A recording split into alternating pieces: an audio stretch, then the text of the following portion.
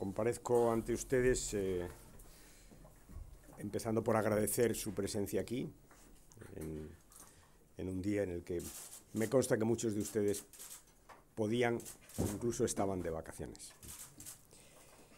Y quisiera hacer un balance breve de lo que ha sido el año 2013 y algunos apuntes sobre el 2014. Un año 2013 que, como me han oído decir en algunas ocasiones, se ha caracterizado por la presencia continua de tres crisis: una crisis económica y social que ha derivado en una crisis política que a su vez ha traído una crisis territorial. Por tanto, si tuviéramos que definir el año 2013, diríamos eso: ha sido el año de las tres crisis: la crisis económica y social, la crisis política y la crisis territorial.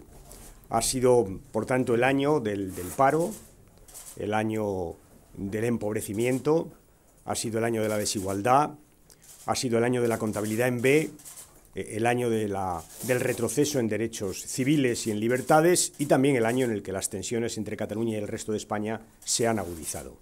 Ese sería un poco el resumen de lo que ha sido el año. Pasaré revista a continuación brevemente a las tres crisis a las que me refiero: la económica social, la territorial y también la política.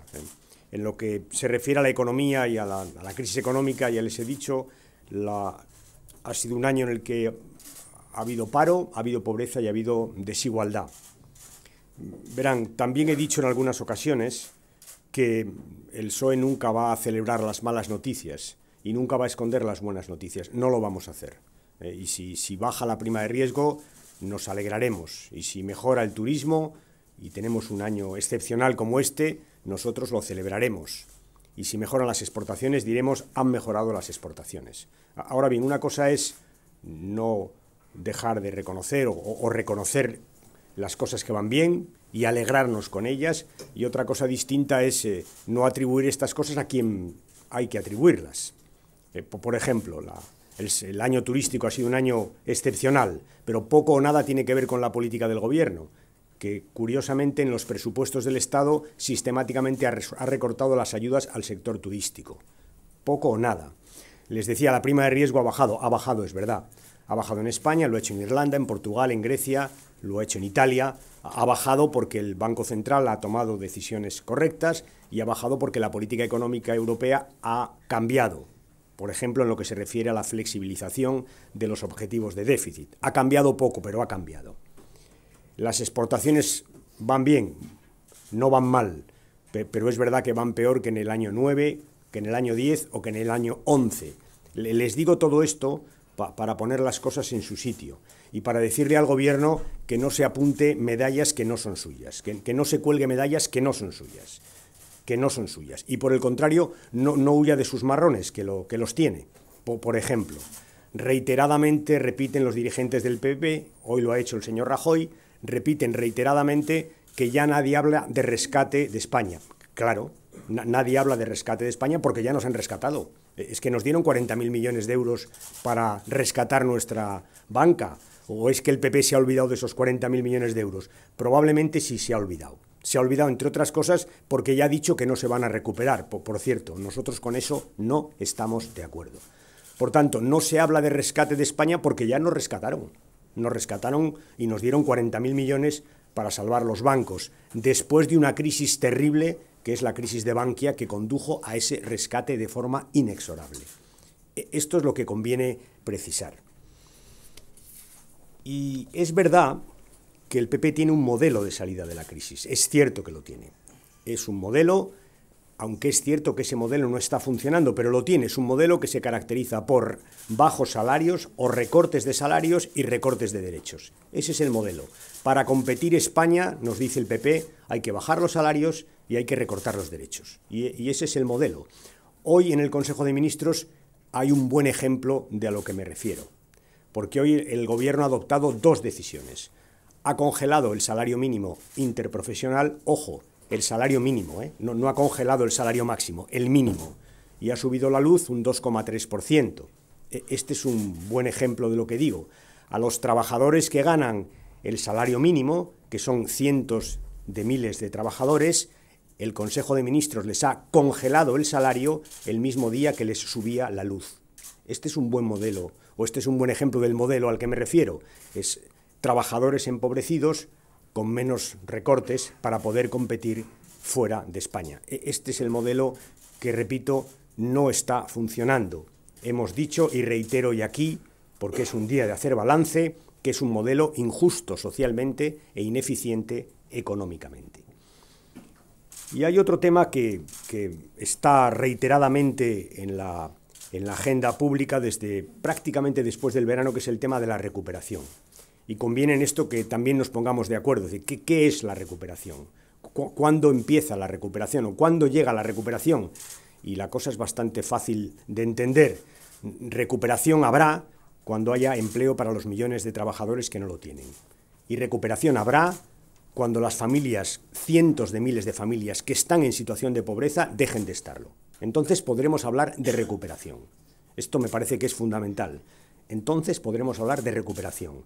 Cuando los millones de trabajadores que no tienen empleo lo tengan y cuando los cientos de miles de familias que están en la pobreza salgan de la pobreza. Podremos hablar de recuperación. Mientras tanto, yo le pido al señor Rajoy que sea prudente, porque no se puede hablar de recuperación al tiempo que se quitan becas. No se puede hablar de recuperación mientras se cambian las leyes de pensiones para que las pensiones bajen durante los próximos 10 años. O no se puede hablar de recuperación al mismo tiempo que se les dice a los enfermos crónicos que tienen que pagar en los hospitales por sus medicinas. Eso no es razonable. Es un insulto a los estudiantes que han perdido la beca hace 2 meses que el gobierno les hable de recuperación. Es un insulto a los pensionistas que van a perder poder adquisitivo los próximos 10 años que el gobierno hable de recuperación. Y es algo peor que un insulto a los enfermos crónicos que empiezan el 1 de enero a pagar por sus medicinas en los hospitales que el gobierno les hable de recuperación. Se lo diré de otra manera, con la propia expresión del señor Rajoy. Cuando el señor Rajoy dice que lo peor ha pasado ya, se refiere a los becarios que acaban de perder su beca. Cuando el señor Rajoy dice que lo peor ha pasado ya, se refiere a los pensionistas que durante los próximos 10 años van a perder poder adquisitivo por una ley del gobierno. Cuando el señor Rajoy dice que lo peor ha pasado ya, se refiere a los enfermos crónicos que van a empezar a pagar por sus medicinas en los hospitales el 1 de enero. O cuando el señor Rajoy dice que lo peor ha pasado ya, se refiere a los trabajadores a los que hoy ha congelado el salario mientras sube la luz. ¿A quién se refiere el señor Rajoy cuando dice que lo peor ha pasado ya? Esto conviene que lo tengamos bastante claro. En resumen, de momento España ha recuperado 2 cosas. La desigualdad y parece que vamos a recuperar la falta de libertad. Esto todavía tiene que llegar al boletín oficial del Estado, pero todo apunta que ya hemos recuperado la desigualdad y que vamos a recuperar dentro de poco la falta de libertad en nuestro país. Esto me parece que es lo que define mejor estos 2 años. Y algo más. Verán, durante el 2013 ha pasado algo importante, y es que las políticas del gobierno, las políticas antisociales del gobierno, han cristalizado, si me permiten la expresión, que es un tanto química, pero que creo que se entiende bien. Han cristalizado las políticas antisociales del gobierno. La política sanitaria, que básicamente ha consistido en romper su carácter universal y en ir degradando poco a poco el modelo, la educativa, con la ley Wert, los millones de trabajadores que han visto cómo su salario bajaba o cómo se quedaban sin convenios, ha cristalizado la política de pensiones, porque, como le digo, se ha aprobado una ley que va a bajar el poder adquisitivo durante los próximos años. Esto es lo que ha sucedido. Y ahora amenazan con las libertades civiles y con los derechos fundamentales, con las libertades y los derechos, para no poner calificativos.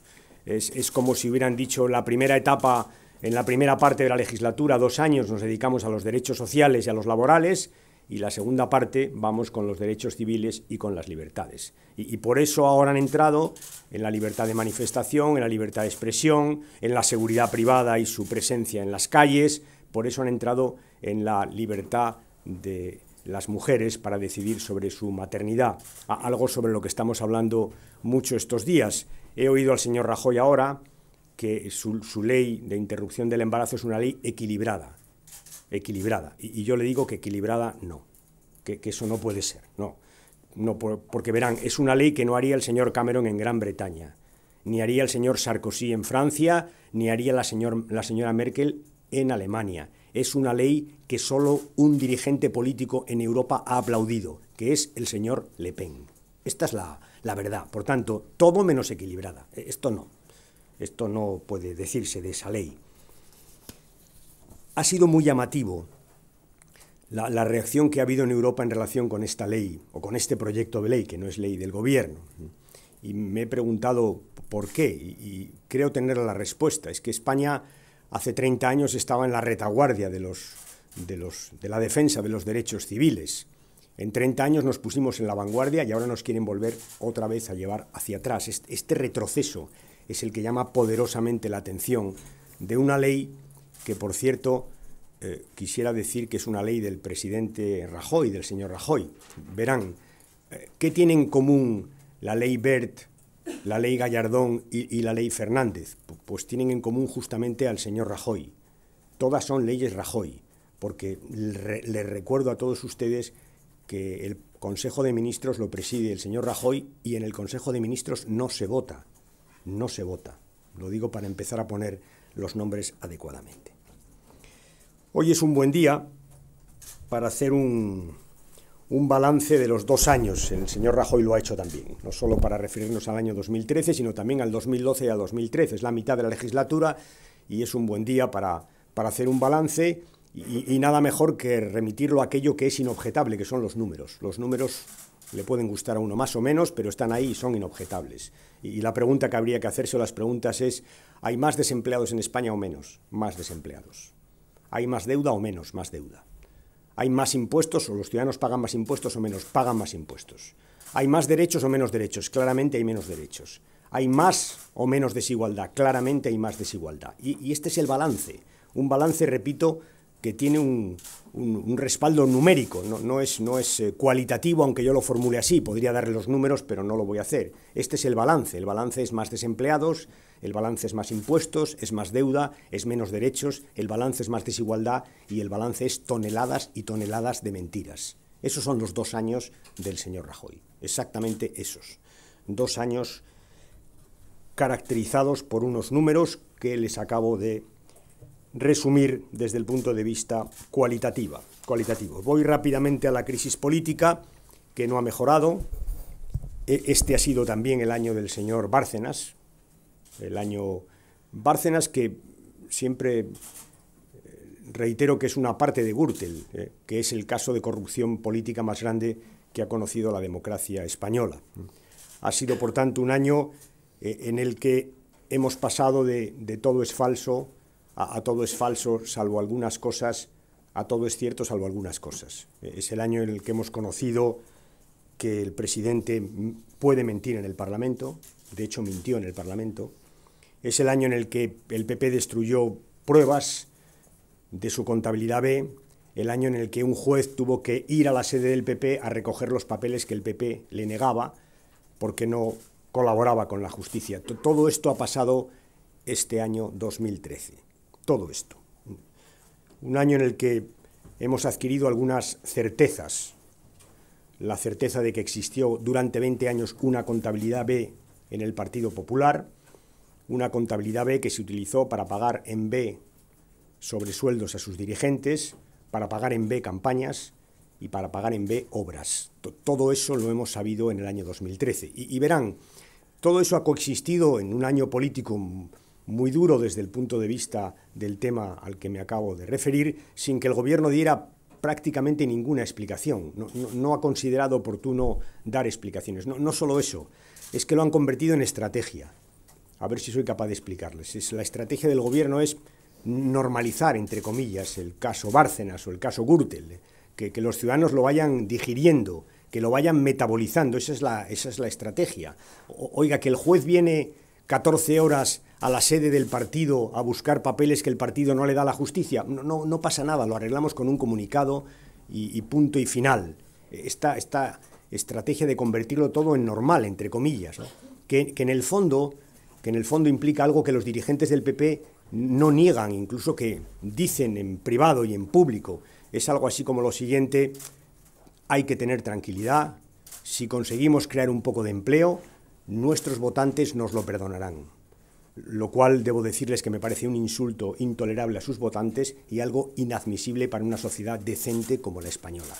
Esta ha sido su estrategia, esta está siendo, y por eso sacan una nota cuando el juez aparece allí 14 horas, algo incomprensible, porque tratan de normalizarlo, de que la gente lo digiera, vaya, parte del paisaje, ¿verdad? Y el trasfondo es ese. Oiga, si la economía mejora, pues crearemos algunos puestos de trabajo y los nuestros nos perdonarán. Y repito, es un insulto intolerable a los suyos, cualquiera que sea la apelación o la definición que quiera dar a esa palabra.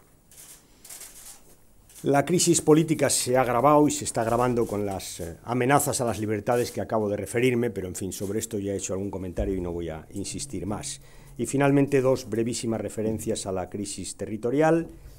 Ha ido creciendo y creciendo sin que el Gobierno haya hecho nada. En el debate del Estado de la Nación, los socialistas hicimos una apelación específica a este tema. Dijimos que el Estado autonómico tiene dos tipos de tensiones, las de los que quieren irse y las de aquellos que quieren recentralizar. Son tensiones que no se anulan, que se alimentan, y también dijimos, creemos que ha llegado el momento de sentarnos para actualizar nuestras normas de convivencia, es decir, para reformar nuestra Constitución, una reforma medida, consensuada, pero una reforma que nos permita superar esta crisis territorial. Este es nuestro planteamiento desde hace ya casi un año y este sigue siendo. Creemos que hay que abordarlo.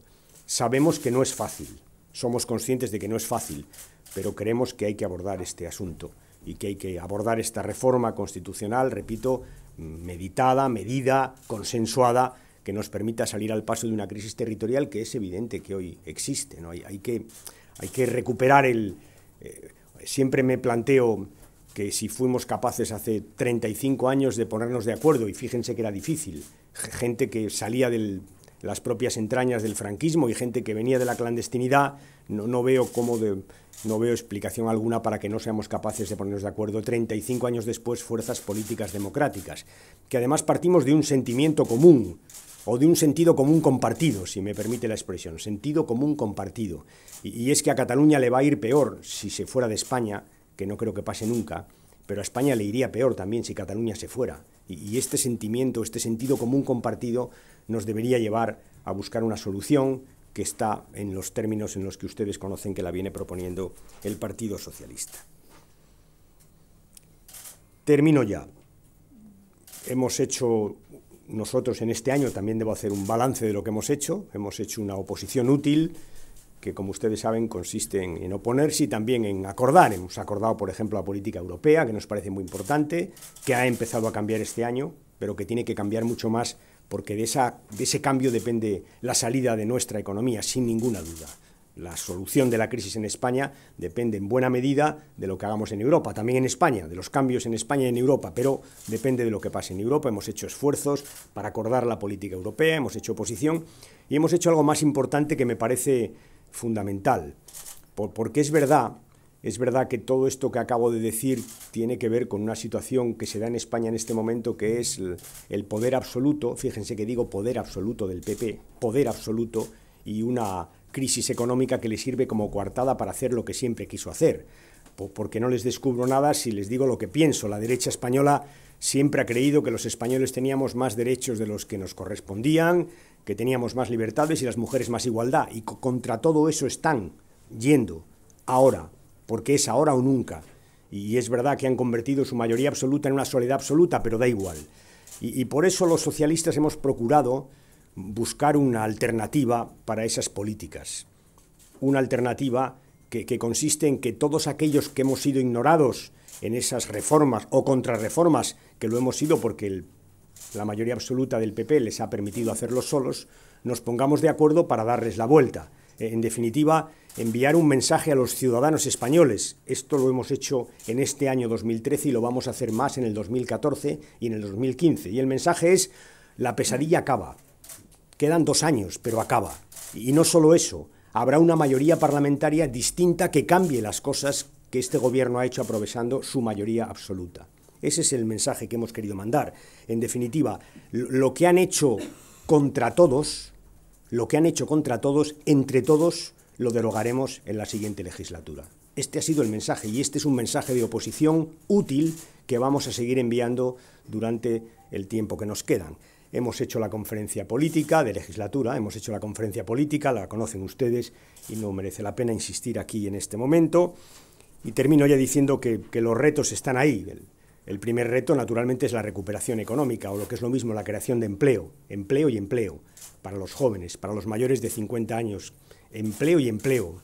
Empleo que son expectativas vitales, que esto es lo que mucha gente en España en este momento tiene frustradas. Empleo, este debe ser el reto del próximo año, un cambio en la política económica y en la política europea, o en la política económica del Gobierno de España y en la política económica europea. Un cambio para justamente conseguir la recuperación, y una recuperación que lleve a la creación de empleo, porque si no cambia la política económica del Gobierno, puede ser que algunos pocos mejoren, pero tengo la certeza de que la mayoría de los españoles el año que viene seguirán sufriendo y que la desigualdad aumentará en nuestro país. Esta es la certeza de los socialistas. Cataluña, ya les he dicho que creo que es un tema que hay que abordar. Elecciones europeas, nos jugamos mucho. Después de lo que acabo de hablar de Europa, es fácil de entender que nos jugamos mucho para que cambie la política europea. Nada mejor que cambie la mayoría en el Parlamento Europeo, nada mejor. Y finalmente, la defensa de los derechos civiles, a la que vamos a dedicar nuestros mejores esfuerzos en el año que viene.